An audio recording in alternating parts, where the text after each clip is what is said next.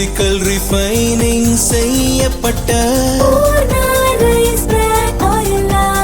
SKM Poorna rice brand oil. தமிழகம் உட்பட 5 மாநில சட்டசபை தேர்தல் முடிந்ததும் பெட்ரோல் டீசல் விலை உயரக்கூடும் என்ற பேச்சு வலுவாக எழுந்தது.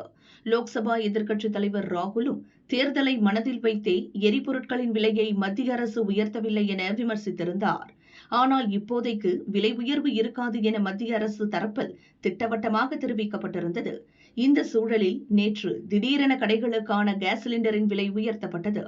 அடுத்ததாக பெட்ரோல் டீசல் விலை லிட்டருக்கு 4 முதல் 5 ரூபாய் வரை உயர வாய்ப்பு இருப்பதாகவும் தகவல் வெளியாகியுள்ளது.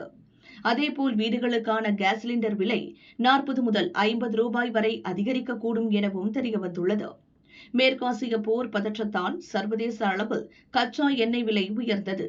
அதை ஈடுகட்டும் வகையில் இந்த விலை உயர்வு இருக்கும் என கூறப்படுகிறது.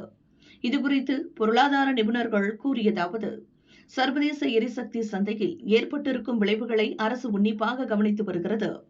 எண்ணெய் நிறுவனங்கள் சந்திக்கும் இழப்பை ஈடுகட்ட வேண்டிய கட்டாயத்தில் அரசு உள்ளது. எனவே ஒரு வாரத்திற்குள் விலை உயர்த்தப்படலாம்.